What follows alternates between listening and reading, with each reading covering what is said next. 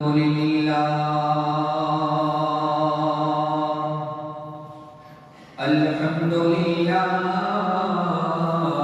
رب العالمين والصلاة والسلام على أشرف الأنبياء والمرسلين أما بعد فأعوذ بالله من الشيطان الرجيم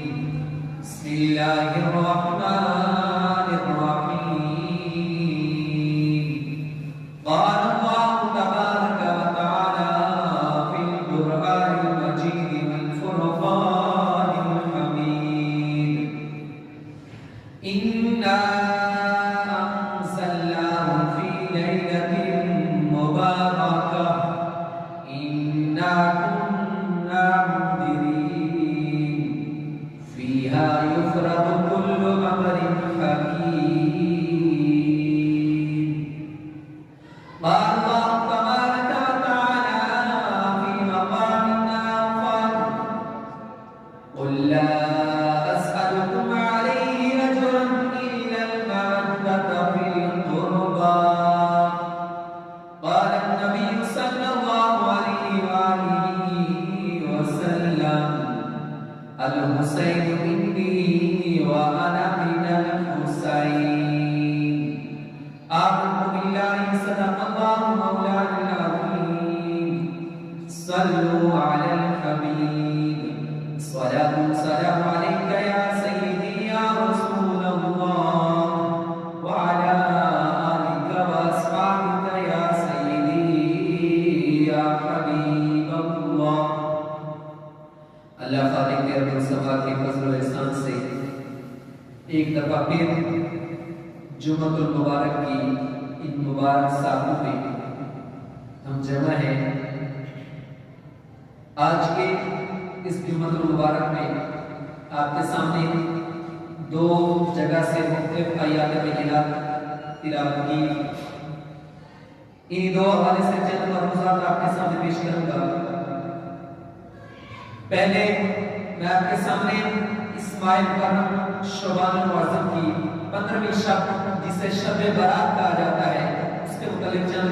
گزارشات کرتا ہوں۔ شب برات یعنی بری ہونے کی رات، گناہوں سے بخشش کی رات، رب سے مانگنے کی رات۔ ام المؤمنین حضرت عائشہ صدیقہ رضی اللہ تعالی عنہا آپ نے فرماتی ہیں کہ میں نے نبی مکرم صلی اللہ علیہ وآلہ وسلم سے سوال کیا، یا رسول اللہ صلی اللہ علیہ وآلہ وسلم، میں نے آپ کو رمضان المبارک کے بعد سب سے زیادہ روزے اس ماہ مکرم میں شعبان المعظم میں رکھتے دیکھا ہے، اس کی کیا وجہ ہے؟ تو نبی محتشم صلی اللہ علیہ وآلہ وسلم نے ارشاد فرمایا، اے عائشہ، لوگ اس مہینے سے غافل ہیں، یہ وہ مہینہ ہے جو رمضان مبارک اور رجب کے درمیان ہے، اس میں اللہ خالق ارض و سما قبیلہ بنو کلب کی بکریوں کے جتنے بال ہیں ان سے بھی زیادہ لوگوں کی بخشش فرماتا ہے۔ پھر دوسری جگہ ارشاد فرمایا، ام المؤمنین عائشہ صدیقہ رضی اللہ تعالی عنہا سے مروی ہے، آپ فرماتی ہیں کہ حضور اکرم صلی اللہ علیہ وآلہ وسلم میرے پاس تشریف لائے، ایک لباس مبارک پہنا ہوا تھا، گھر تشریف لائے، روٹین کے مطابق اپنا لباس تبدیل کیا، پھر کچھ دیر بعد دوبارہ وہی لباس زیب تن کیا اور تشریف لے گئے۔ میں نے سمجھا کہ شاید نبی محتشم صلی اللہ علیہ وآلہ وسلم کسی اور اپنی زوجہ محترمہ کے پاس تشریف لے گئے ہیں۔ اسی ضمن میں میں آپ کے پیچھے گئی تو کیا دیکھتی ہوں کہ حضور قبرستان میں دعا فرما رہے ہیں۔ جب میں واپس دوڑی آئی، حضور اتنی دیر میں واپس تشریف لائے، وجہ پوچھی ہے عائشہ، سانس پھولا ہوا ہے؟ تو میں نے واقعہ سنایا کہ میں نے اس طرح آپ کا معمول دیکھا، تو اس وجہ سے میں آپ کے پیچھے دوڑی گئی۔ تو حضور نے فرمایا، عائشہ، کیا تو یہ گمان کرتی ہے کہ اللہ اور اس کا رسول تجھ سے دھوکہ کریں گے؟ یعنی اللہ اور اس کا رسول تیری کیا حضور نے یہ وہ رات ہے کہ جس میں اللہ رب العزت اتنے لوگوں کی بخشش کر دیتا ہے کہ جتنی قبیلہ بنو کلب کی بکریوں کے بال ہیں اس سے بھی زیادہ لوگوں کی بخشش کی جاتی ہے۔ تو فرمایا کہ اے عائشہ اگر تم مجھے اجازت دیتی ہے تو میں قیام کر لوں، اجازت مانگی، اگر تم مجھے اجازت دیتی ہے تو میں قیام کر لوں۔ تو بن عائشہ صدیقہ نے ادباً عرض کیا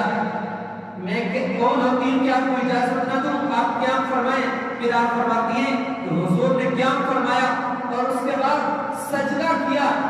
اتنا لمبا سجدہ کیا کہ مجھے یہ گمان ہونے لگا کہ کہیں اللہ نہ کرے حضور کی جان تو قبول تو نہیں پرواز کر گئی۔ تو میں نے آپ کے پاؤں مبارک کو ہلایا تو سانس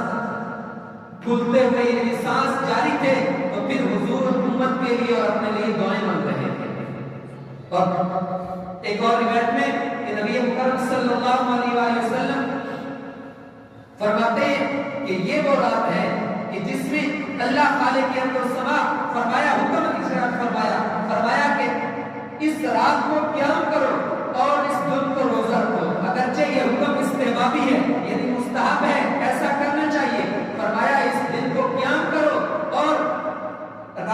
دن کو روزہ رکھو اور رات کو قیام کرو۔ فرمایا یہ وہ مبارک دن ہے، یہ وہ مبارک رات ہے جس میں اللہ رب العزت اپنی شایان شان آسمان دنیا پر تشریف لاتا ہے اور ندا دیتا ہے، ندا دی جاتی ہے کو مانگنے والا، ہے کو بخشش طلب کرنے والا، ہے کو رزق مانگنے والا، جو بھی کچھ مانگے گا آج رب فرماتا ہے میں عطا فرماؤں گا۔ اور یہ وہ رات ہے جو 5 راتیں جن میں فرمایا گیا کہ دعا قبول ہوتی ہے، ان میں سے ایک یہ بھی ہے۔ ہم لوگ اس رات سے غافل ہیں، اس رات سے غافل نہ رہیے، بلکہ اس رات میں اپنے رب کو منائیے، اپنے رب کے حضور